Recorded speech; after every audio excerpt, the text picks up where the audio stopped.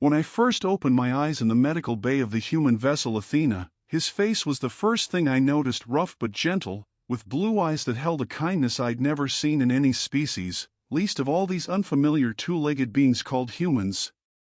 At the time, I had no idea how much that soldier, Lieutenant Connor Jensen, would alter the trajectory of my existence in ways I couldn't have predicted, especially when everyone else had left me for dead.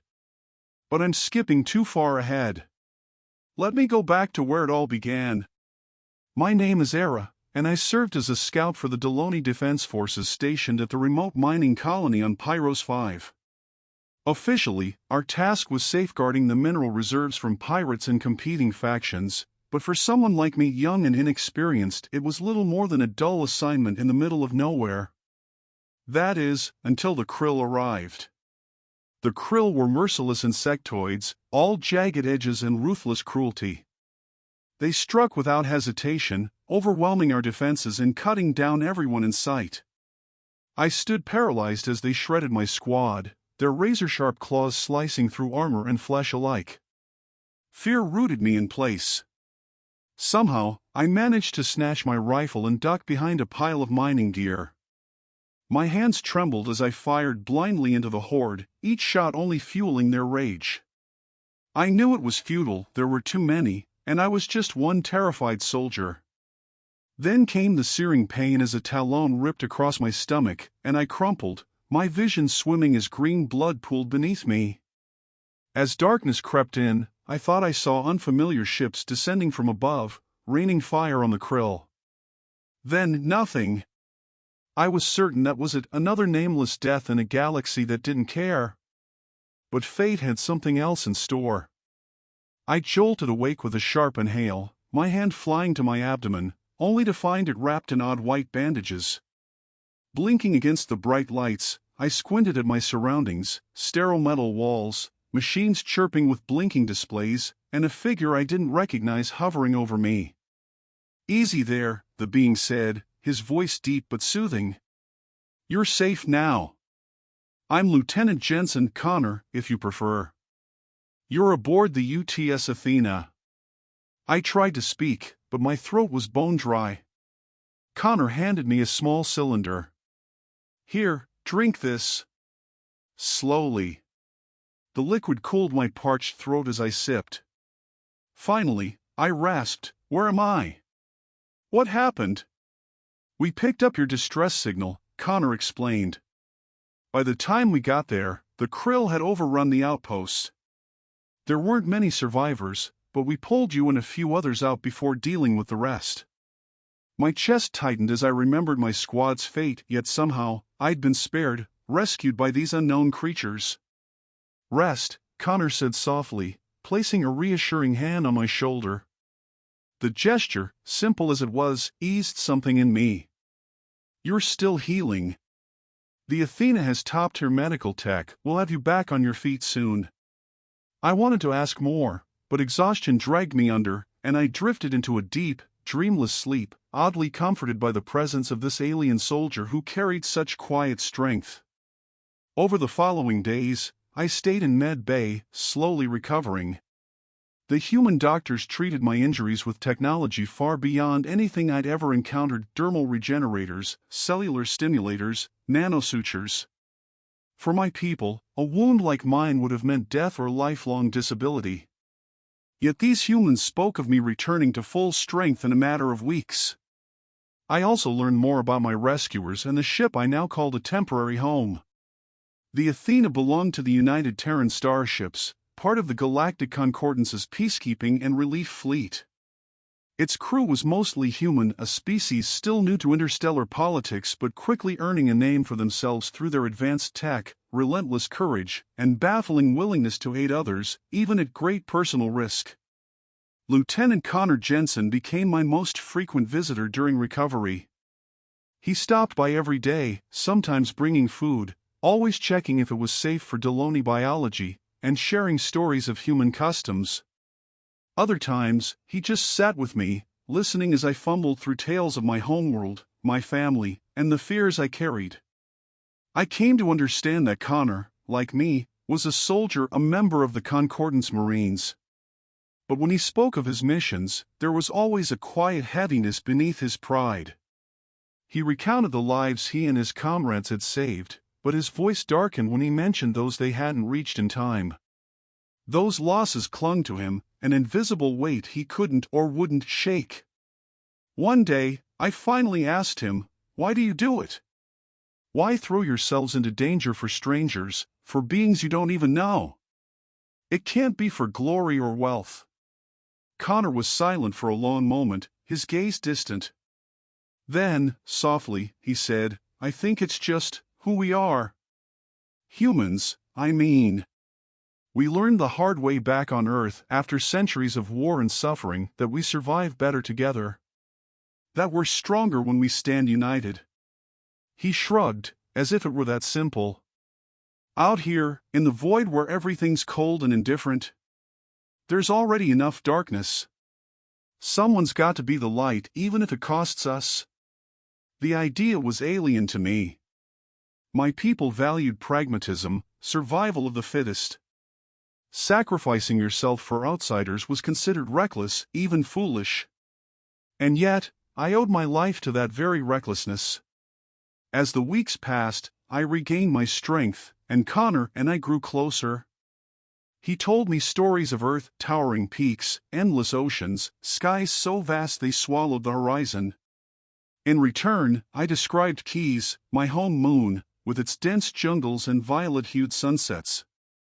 We spoke of duty, family, and purpose. His face softened whenever he mentioned his daughter, Eliza, waiting for him on the Mars colony. "She's why we do this," he admitted once. "To make the galaxy just a little safer, so kids like her might know real peace someday." Peace. The word felt foreign on my tongue. In my world, existence was struggle, brutal and unrelenting. The strong endured, the weak perished. That was the natural order. But the more time I spent with Connor, the more I wondered if there could be another way. When I was finally cleared to leave the med bay, Connor guided me through the Athena, its hydroponic gardens lush with alien greens, the observation deck where stars stretched endlessly, the training rooms where humans sparred with laughter and camaraderie. Their ease with one another was nothing like the rigid discipline of Delony forces.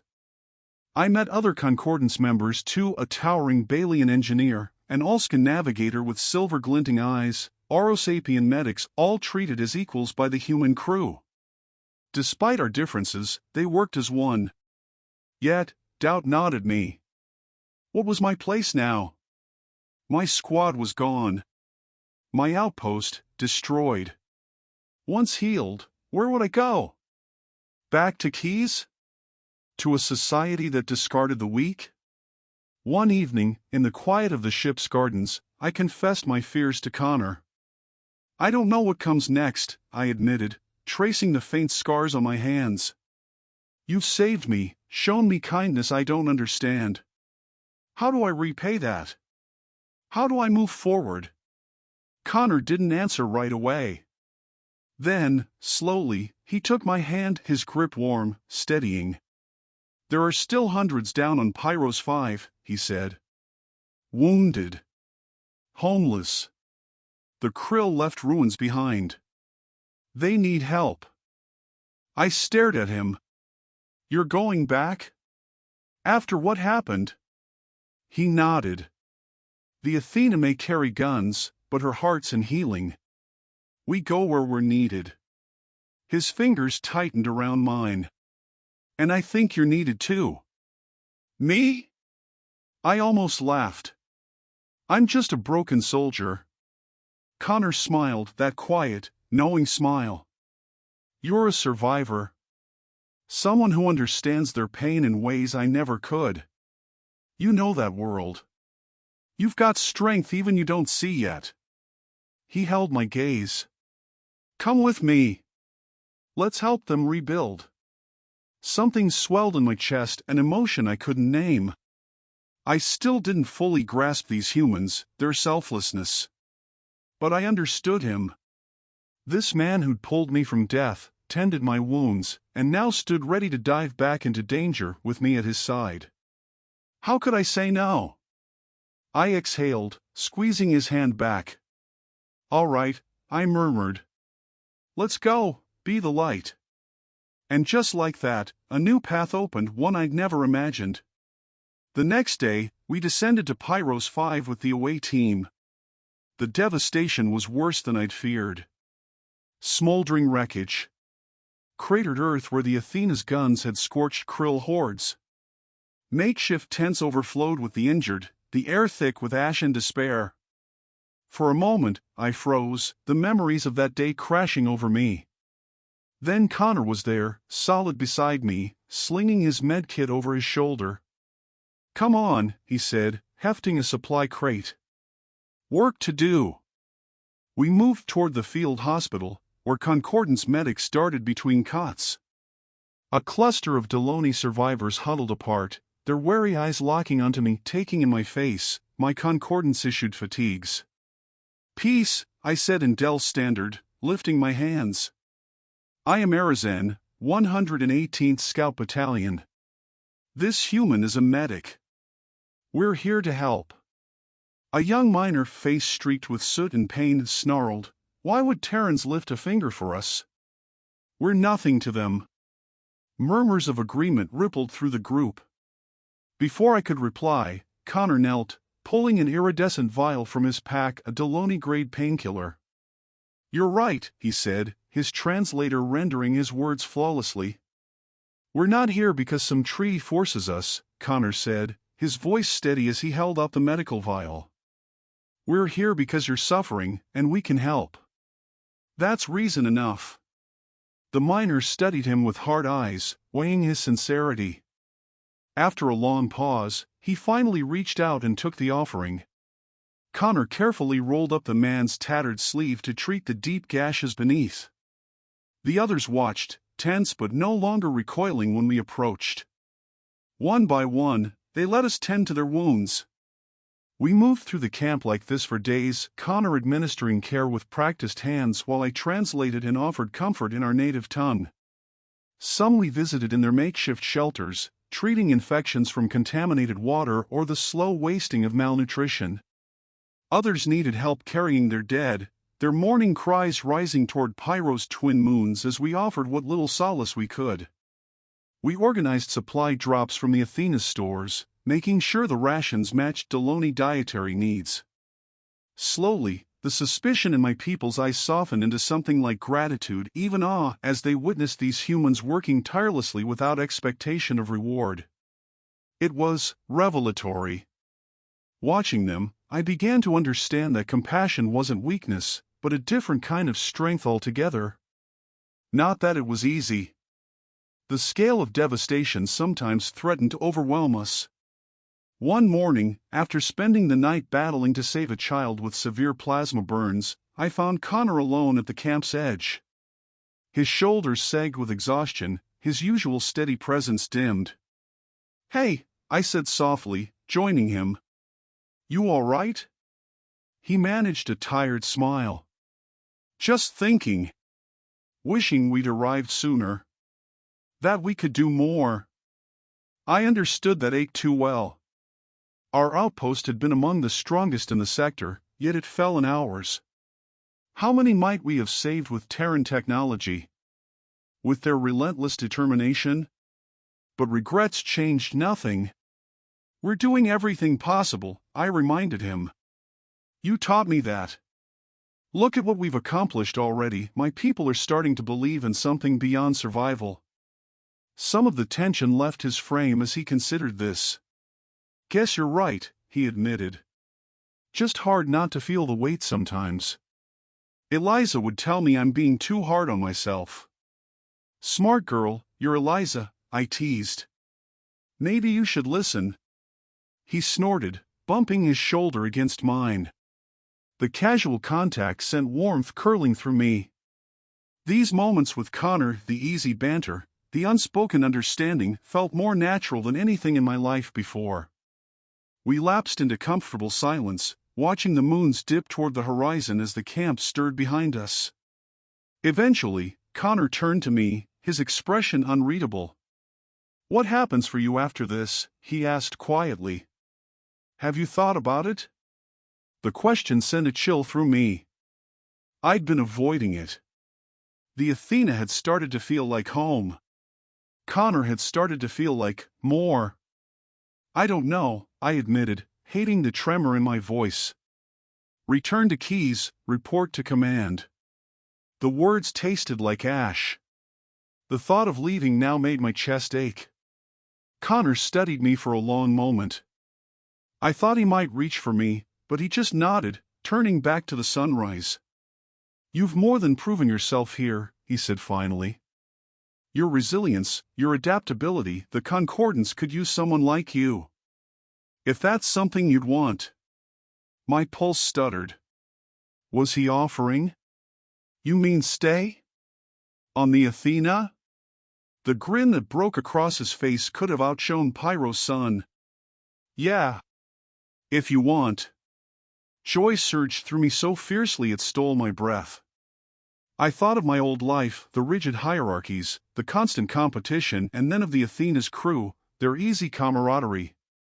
Of Connor, who saw strength in me even when I didn't. Maybe this wasn't just another posting. Maybe this was where I was meant to be. Yes, I said firmly. I want that. I want to stay. Connor's answering laugh was pure delight. All right then, he said, clasping my shoulder, his touch burning through my fatigues. Welcome aboard, Arizen of the Galactic Concordance. The following days passed in a blur. Our work on Pyros 5 continued, but now with renewed purpose. When we finally returned to the Athena, I was given my own quarters and began intensive training. Connor, unsurprisingly, took charge of my orientation, drilling me on protocols, helping calibrate my translation implant, and sparring with me when he learned of my scout training. Don't hold back, I panted after one particularly grueling session, sweat-slicked and aching. I may be new to your ways, but I'm no delicate bloom. Connor laughed, hauling me to my feet. Noted, he said, grinning.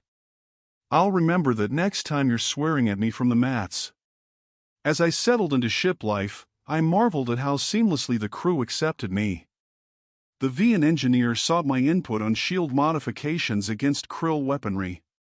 The Ulskan navigator patiently explained warp calculations, fascinated by Deloni's spatial awareness techniques. In Med Bay, I shared my people's field medicine while learning advanced Terran procedures. It was an exchange of knowledge, a blending of cultures that made us all stronger. Through it all, Connor remained my constant, my guide, my sparring partner, my quiet companion during late-night stargazing on the observation deck. Sometimes he spoke of Eliza, the longing in his voice a physical ache. She'd love you, he said one evening as we watched nebulae swirl past the viewport. My girl's obsessed with alien cultures. Meeting a real Deloni warrior would make her decade. Heat prickled my cheeks at the thought. I'd be honored to meet her, I murmured. If you think she wouldn't mind her father's alien partner. The word hung between us, daring and new. Connor went very still. Partner, he echoed softly. Is that what we are? My throat tightened. Isn't it? I forced myself to meet his gaze. Unless I've misread. No, he breathed, closing the distance between us. His calloused hand cradled my cheek with impossible gentleness as he rested his forehead against mine. Never misread. You've become everything. Didn't expect this. Didn't think I could feel like this again. But you, his voice broke. You make me want to try. My pulse roared in my ears as I traced the stubble along his jaw. Connor, I whispered, I want this too. Want you? However we can have this. He made a rough sound low in his throat, then his mouth was on mine, fierce and claiming. I gasped into the kiss, fingers twisting in his uniform as he pulled me flush against him. His taste, warm and faintly metallic from the recycled ship air, was intoxicating. The world narrowed to the heat of his lips, the scrape of his teeth, the way his hands anchored me like I was his only tether. We might have stayed like that for minutes or hours, trading kisses and whispered promises, if not for the chirp of Connor's communicator. "Jensen here," he rasped, arms still locked around my waist. Captain Haver's voice crackled through. "Distress call from the Seabourn Belt, possible krill activity. Tactical team needed." Connor's eyes met mine, battle-ready focus snapping into place even as his thumb traced my lower lip. "Understood, Captain. Ensign Arizan and I will be in the hangar in 10. As we rushed to gear up, a fierce joy surged through me. This was who we were now, warriors, protectors, standing together against the darkness. No matter the danger, we'd face it side by side. And as we sprinted toward our waiting ship, I knew with absolute certainty, after a lifetime of searching, I'd finally found where I belonged with this crew, with this man, among the stars. I was home.